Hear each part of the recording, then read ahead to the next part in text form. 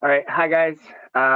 This is Sean. I've been feverishly working away, as many of you have. I'm sitting in my basement right now to record this video. Hopefully, my girls will behave themselves upstairs. They were running around like crazy earlier. I know a lot of us are in that same situation. So, without further ado, here is my presentation. Okay, so today I'm going to be doing my presentation on chapter 7 from our book, which was on improving a field of study. And obviously all the content I'm going to share with you is from our book, Curriculum Leadership, Strategies for Development and Implementation.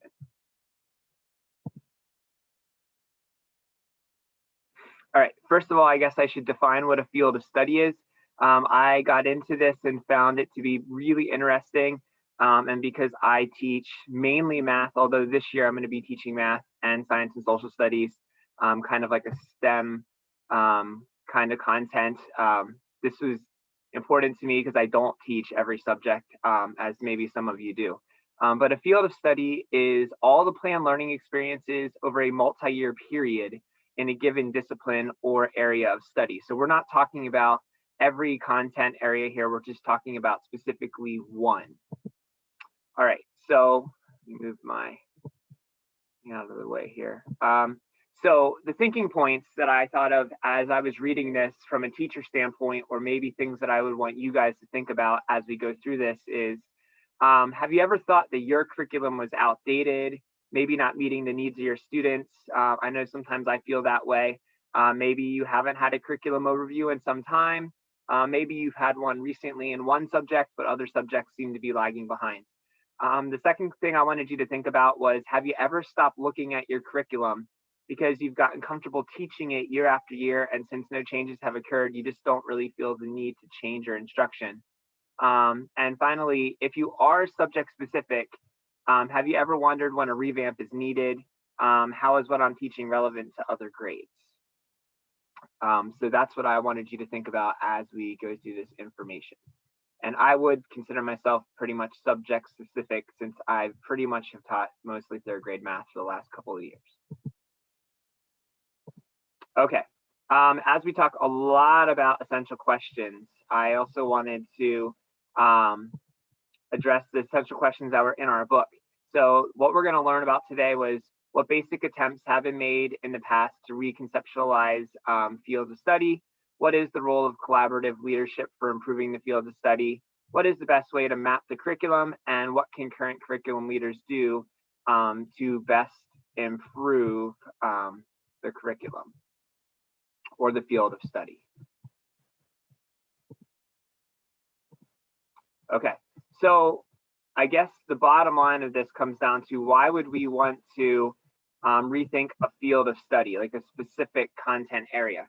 And the reason we would do this is a district would decide they need to strengthen one area across several grade levels. This usually occurs when a district recognizes a weakness or deficiency in a specific content area. The deficiency usually comes from outdated curriculum, teachers who no longer are using the guides that they were given, or lack of communication between the various grade levels. Another thing I thought of was often test data drives the instruction and the curriculum. So if the district starts struggling in math where they didn't used to, maybe they have to rethink and overhaul to get everyone kind of back on board. Okay, so ultimately, how do we begin? All right, we start by making connections to the present and what is happening in school right now. I think that this is really important because we have talked a lot about connecting what we're learning with the changing environment in our classroom, the hidden curriculum. We talked about social impacts, changing diversity, and professional development is really, really important here because often the thing that happens is we lose touch of the curriculum because we haven't had time to delve back into it. And we also just haven't had the time to be trained as a staff with any changes that have been going on. And a lot of times, I think sometimes the curriculum can go to the back burner because teachers have a million other things to think about, especially in a pandemic year as we just had. But we obviously know a fresh start can go a really long way. and encouraging teachers to make new connections between their teaching and their students' learning is definitely key. One quote I found in our book that I really liked was from Johnson, and it was from our book, and it said, "It is important to believe that collaboration among students, parents, and teachers creates an innovative, culturally rich learning environment where differences are supported and celebrated." And obviously, that's what we're trying to do as supervisors, as administrators, and as teachers. And with the way that the world is changing with technology, thinking about the future and 21st century skills, which is something we'll talk a lot about, is definitely something we need to focus on. All right, so time for change. So school culture changes have been happening for a while now. We want to improve cultural understandings and achievement gaps. We must link present to the future. Curriculum isn't overhauled every year. So since we don't do a major overhaul of the curriculum every year, we want to make sure our new curriculum is going to be flexible. We also want to make sure that it's going to be long-standing, and it's not going to be something that needs overhauled every 2 or 3 years, because oftentimes curriculum is not overhauled for sometimes even a decade. We also definitely want to look at the 21st century skills, as things have drastically changed just because of the pandemic, and what kids are being asked to do now with technology, what kind of jobs are being available now for the future. We want to be planning for that in mind. Also, standards have changed. Many years ago when I started teaching, we were just talking about the state standards. Well, now we're having Common Core standards, and those standards are even changing from time to time. And we definitely want to see more collaboration between grades. I feel like my school, we do a lot of collaboration with the grade above and grade below, but we don't often go beyond that. At the high school level, as a person teaching seniors, maybe you need to know what the freshmen are doing in ninth grade, so that we are making sure that things spiral. And we talked about that vertical curriculum where things are happening over and over and over again. And collaboration between grades, even horizontally, where we're getting other subjects involved. I teach mainly math, but it doesn't mean I don't need to know what they're doing in second grade science, for example. So for more than 2 decades, I like this quote too: "Researchers, educators, policymakers, and business leaders have emphasized the need to support 21st century skills in a context where knowledge is rapidly expanding and technologies and work processes are rapidly changing." And that was a quote I found outside of our textbook. Okay, so different ways of thinking. When you're writing curriculum, especially for a field of study, there's different ways we can think about this. So one is using integrated curriculum. It's a teaching method that attempts to break down barriers between subjects and make learning more meaningful. So this is going to be your horizontal curriculum. This idea started a long time ago. It's not just something new, but bringing in multiple subjects to the forefront, so that, as we talked about yesterday when we were meeting with the guy from Atlas, the art teacher teaching things from Egypt, because that's the subject that's going on right now. So even though we're looking at a field of study where we're only going to be changing one content area, it doesn't mean that we can't involve science into math or art into ELA. And we can look for ways to do that, because it does make learning more meaningful, and it creates that understanding that goes beyond knowledge. Diagnostic prescriptive models is another way of thinking. Structuring fields of study as a sequential 9-graded level of learning, may or may not use differentiated instruction. This model looks to advance students in whatever means work towards their success. Sometimes it's individualized, sometimes it's not. Teachers are looking for a model that works and is easy to use, and there has to be more of a push for this model. There has been more of a push for this model in recent years. So this diagnostic prescriptive model seems to be what districts have been doing in the recent years. Finally, the elective model is where individuals advocate for themselves and they choose their own courses. We obviously see this more at the secondary level, where students are choosing their classes. This can be non-grade, where students can take electives in different grades. Some school districts, only freshmen can take certain classes, only sophomores can take certain classes, but some school districts are allowing a freshman to take a course that's blended with other grades, and allow them to really pursue their own learning. So this can be inconclusive as far as effectiveness, only because the elective model can be difficult to support with evidence or disprove, because students can love what they're learning, be passionate about what they're learning, but at the same time, there can definitely be gaps, because since they're choosing what they're learning about, it's not necessarily going to encompass everything they need to learn. And I have a slide here where we're going to show you a picture just from our book, but I really thought this gave a really good example. So in all the individualized kinds of curriculum, it's very structured. You know, unit 1, you complete unit 1, you go to unit 2, you go to unit 3, and it just goes on and on and on. So therefore, you're trying to avoid the gaps. Now, this may not interest students. They may not get as much out of it because they're just, you know, crossing off the boxes as they go along. Whereas with an elective, there's all different kinds of electives being offered in ELA, in math, in science, where kids can really follow their passions. But the problem is that sometimes they don't choose everything they need to necessarily know. And so there may be gaps where they are doing what they love, but maybe they're not doing stuff they don't love, but that still might be things that they need to know. I thought that was a really good illustration. All right, so the next essential question we talked about at the beginning was the role of a collaborative leadership. So this role has really changed from a small group of curriculum writers many years ago to using skills and expertise of an entire school's leadership team. So who's on this team? We're going to talk about that in just a minute. But shared and collaborative work is more important than ever, especially bringing in the diversity of our staff, the experience and the expertise of our staff. And I even liked from our NELP standards that we talked about on our very first night of class, that a candidate for a principal, administrator, supervisor does need to understand they can demonstrate the capacity to collaboratively evaluate, develop, and implement schools' curriculum, instruction, technology, data systems, and assessment practices in a coherent, equitable, and systematic manner.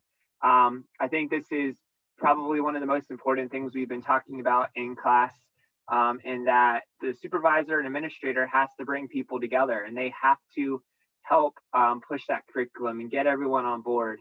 And that's definitely one of the roles of collaborative leadership.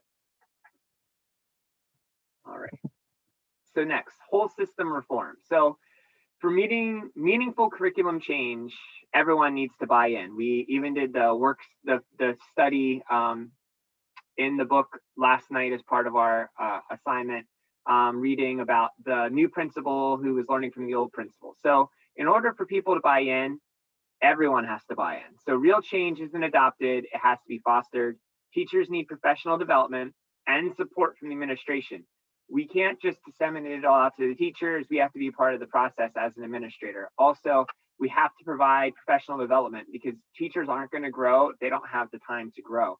And often they're not going to do it on their own outside of class.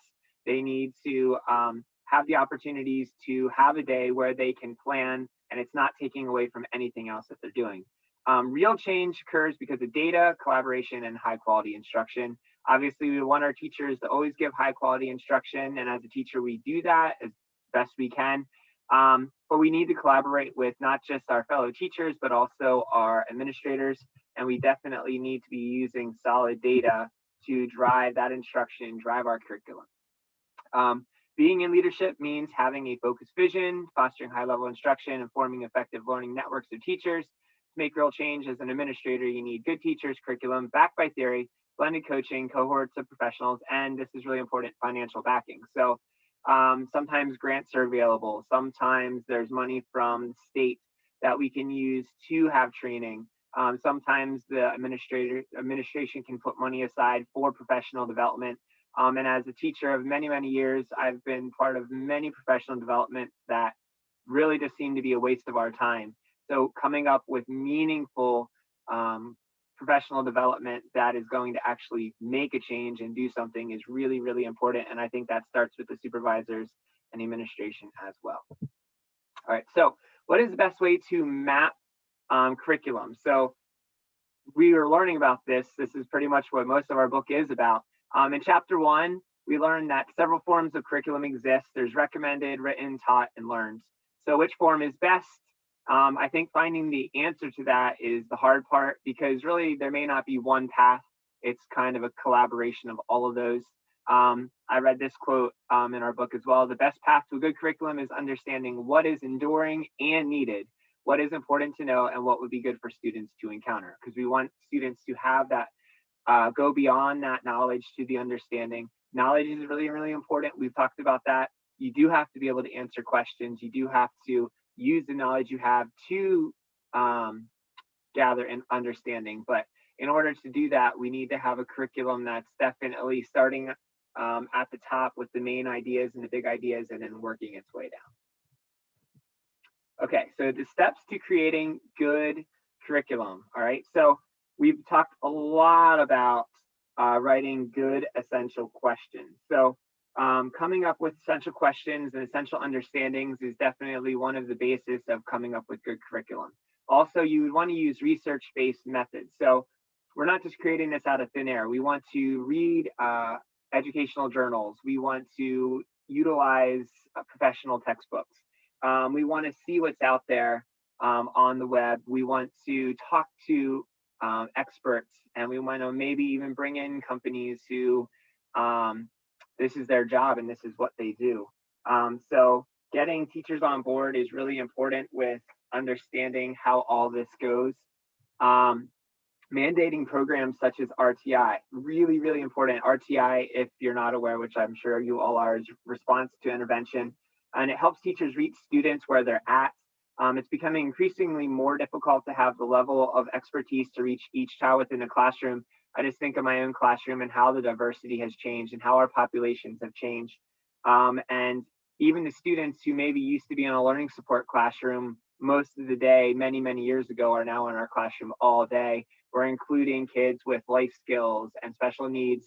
So RTI can really, really help reach those kids, because we bring in other individuals and other professionals who can help with that process, because they have more of an expertise in teaching those kinds of students, and help them meet their individual needs, help them meet their IEPs. And that's really important as a teacher and also an administrator. We also want to create teaching guides that go beyond the manual. We've all had that manual from the textbook companies that looks great. It has all kinds of stuff, but maybe doesn't go to the deeper understanding of what we're trying to teach. It's also a framework that you could follow if you're a new teacher, but a teacher with many years of experience should be able to take that manual and teach it in a way that they feel like best meets the needs of their students. Also, choosing a curriculum development team, or a CDT, is important as an administrator, because you're going to take the building blocks, you're going to break them down into effective units, lessons, and teacher strategies. You're going to maybe have some administrators on that, some supervisors on that team, and also a few teachers who are good at curriculum writing, who have the expertise, who bring that diversity to the team. But you're not going to do it alone as the principal or the administrator or the supervisor. You're going to need to have a group around you that's going to help create that curriculum. Because I think just as one person, it would just be overwhelming. Plus, then you're not also bringing in the expertise of those other people around you. All right, so the steps to creating good curriculum. So there are many, many, many, many steps in our book. I just kind of highlighted a couple here. It's a list. I can talk to you more in depth about these things. But obviously, number one, you're going to start with studying the current district curriculum. So before you can change a field of study, you have to know what your existing field of study is. So you're going to go through your study, almost like what we're doing for our one project. You're going to break it down. You're going to look for weaknesses and strengths, keep the strengths, work on changing the weaknesses, maybe look for gaps. That's where you're going to start. Then you're going to select topics and match them to standards. So as the Common Core standards have been adopted and state standards have changed, you're going to see, do you still meet those standards with your curriculum? And if the answer is no, then that's something that you're going to need to address. Obviously, you'd want to merge plans, look for gaps, maybe horizontally or vertically, but you're looking to fill in the gaps where maybe assessment scores have dropped, maybe students aren't getting everything they used to get or need to get. And certainly as diversity changes, you're looking to fill in background knowledge, um, and then just change the curriculum. Number 4, identifying good sources to create new EQs. So the EQs that I've seen from my own curriculum as I start researching my own district's curriculum in math is they're not very student centered. They are very complex, essential questions, maybe more for the teacher to think about. And I know I've posted them in my classroom during units, but now I want to change those as an administrator and a curriculum writer to be more child friendly, especially at the elementary level, but even so at the high school level, making questions that are identifiable to students and things that they can really think about and wrap their heads around. And also coming up with those understandings, those enduring understandings that they need to answer those essential questions. Also, with a new curriculum, you want to consult your teachers, you want to collaborate with them. Bring in the people with lots of expertise, but also maybe bring in some newer teachers to your team. Ask them what they think of the curriculum, ways that they could, the ideas that they have to change the curriculum would be really beneficial, because then you're using the expertise of all the people involved and also the people who ideally are going to teach that curriculum. Enhancing teacher materials, maybe that's finding a new textbook or a workbook, finding outside journals that they can read to give them ideas, help them think about ways that we can change the curriculum. Also identifying assessments to use. So as you begin the process of creating a new curriculum, you're going to have to identify new assessments. So maybe the tests are outdated, maybe they're too difficult, maybe they're too easy, maybe they're not just asking the right kinds of questions. Maybe you're looking for more deeper level questions that are going to show understanding and not just knowledge, although you need a good balance of those as well. But finding assessments to use, meaningful assessments, formal and summative, and formative and summative, I should say. But finding different assessment tools to use. And with technology changing, some of these assessments are going to be online now. Number 8, preparing drafts of curriculum for district team to review. So you start with the base. So you're going to start creating new curriculum. You obviously have to get that out to your district team to review, having teachers look at it, beginning to actually work with that. You're not going to adopt anything right away, obviously, but it's more of a draft form, and it will take some time, but eventually you're hoping to have that ready for teachers to look at here. Sorry. All right, so continuing, you're going to obviously pilot your assessments, check for their usefulness. You're going to pilot a lot of things with the new curriculum. And people are going to be piloting this, maybe not the whole school, obviously, but in a few classes, and you're going to look for the usefulness of your new curriculum. Number 10, you're going to look for new materials to fill those gaps. So as you start finding the gaps as you're piloting, how can we supplement things here? How can we give things to teachers so that they can fill the gaps that we still realize are missing?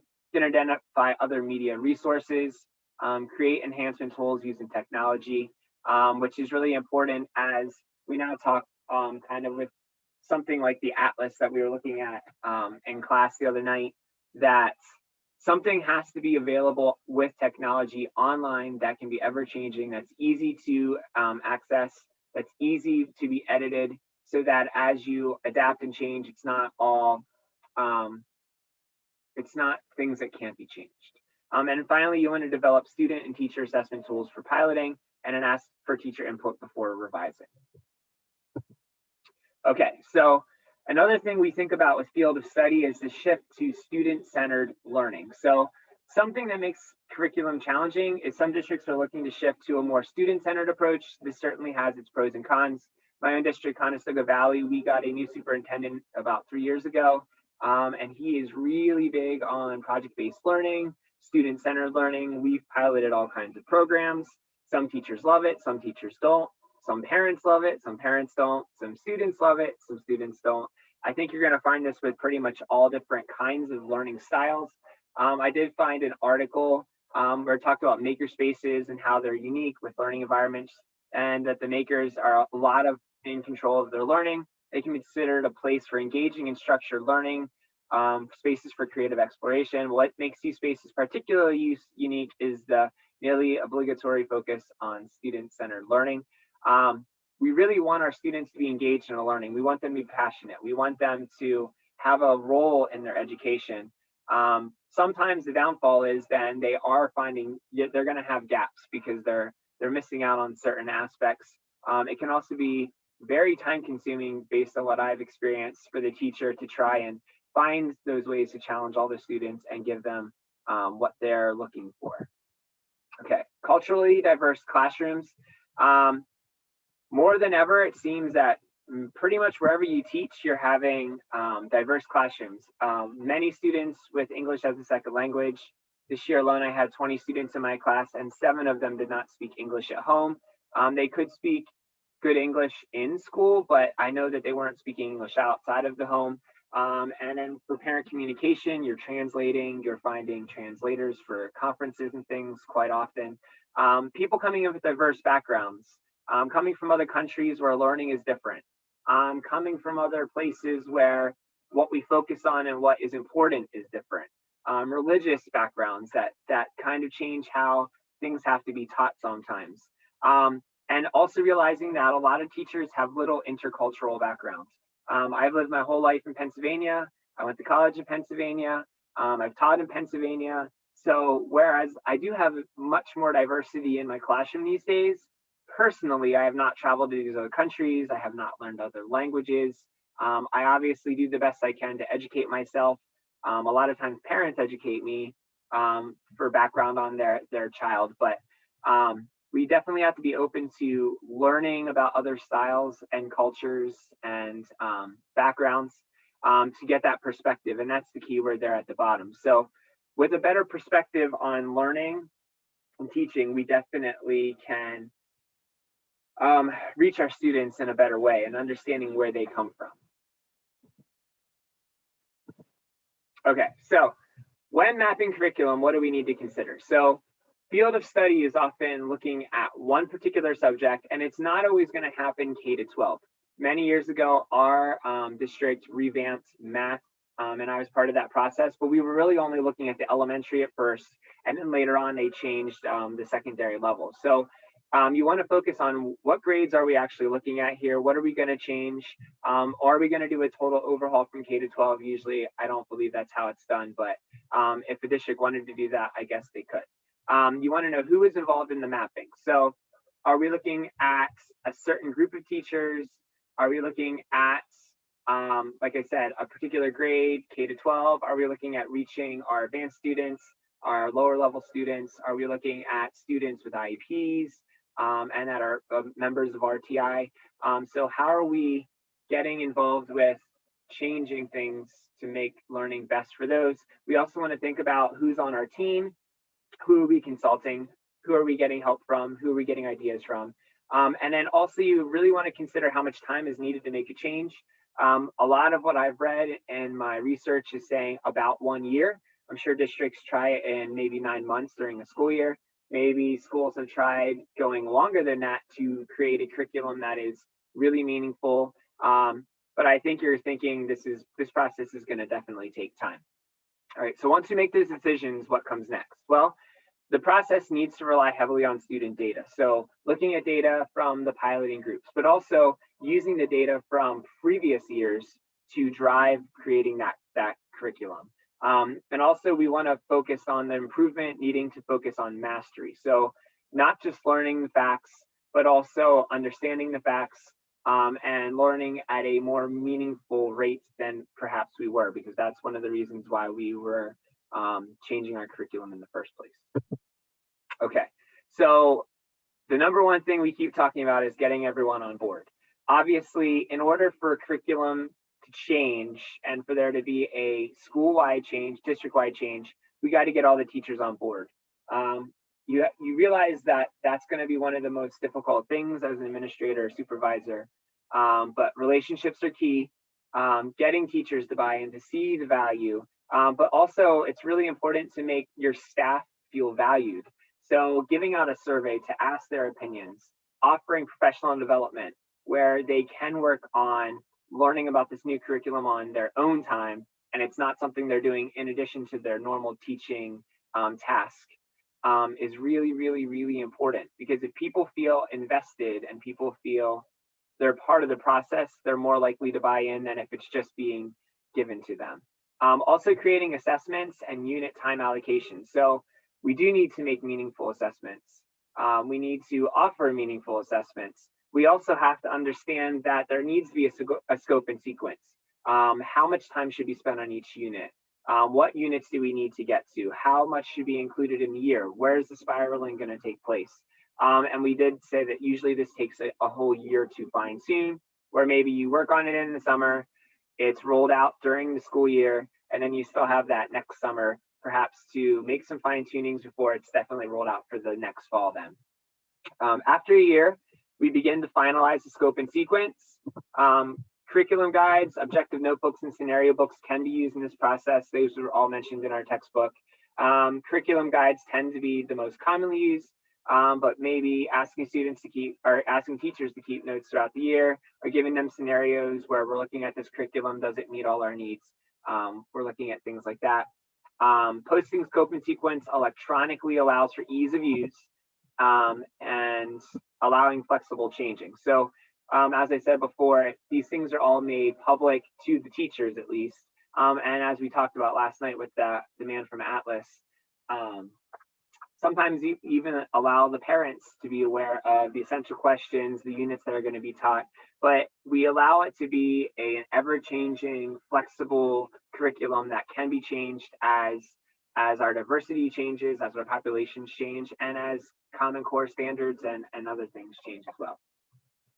Almost done here, guys. Okay, this is my last slide here, or second to last slide. But I really thought this picture was meaningful. I got this from an outside source, but just talking about the 4 interlocking gears of school success, you know, we do have to have time to coach and develop teachers and continuously strengthen their instruction. But we also have to have time for teachers to assess students and then understand and analyze the data. We need to build high expectations for achievement and behavior. And then it all comes down to, you know, time for a rigorous, well-rounded education that prepares students for the end goal, which is college or careers after their education. I think it all comes down to time and balancing that time and allocating the correct times and our strengths and our finances to create the best curriculum that is going to meet the needs of our students the best that we can. The ways that we ensure curriculum change, that was our last essential question, is professional development, obviously, and it can't just happen at the beginning of the curriculum change. We need to give opportunities throughout the first few years to revisit it, look at it, make changes, adapt it if we have to. The curriculum management, having that team in place, the supervisors, the principals, the teachers who are the experts on it, getting back together to really think about the curriculum. Maybe you do that as a summer professional development or during some professional development during the year. Content learning activities, we're going to find new activities all the time. This year, the pandemic has made things available online. We've used all kinds of online formats, but what kind of activities are we giving to students? How are they meaningful? How has technology changed the way we think and our students think? So continually coming back to what are the activities that we're doing for this curriculum and changing that with maybe within like the lesson plan part of our curriculum, and also staying on site. I've read a lot about not always bringing in outside sources. It's obviously okay to occasionally do that, but you don't want to consistently be bringing in people from outside your school to tell the school how to do their curriculum, because it was created within the school. We want that to stay on site where the people who are actually invested in it every single day are making the changes and giving us the ideas, not necessarily people from outside sources. So that's pretty much my presentation. My question was for everyone to kind of think about, as an administrator or a supervisor, which is why we're in this course, you know, how can we help address curriculum in a given field of study? Maybe your expertise is in English, or mine might be in math, or someone else's might be in social studies or science. But as an administrator, you may have to be in charge of an overhaul that's outside of that realm. So how can you use your expertise in what your strengths are to facilitate a curriculum change within your school? And last but not least, here's my sources that I used. And I hope that you were able to learn about chapter 7 and it was a little bit easier than reading about it in the book. It's been interesting doing this process, and I know it probably has been for all of you as well, and I look forward to watching your videos. Thanks, and I hope you have a good rest of your night.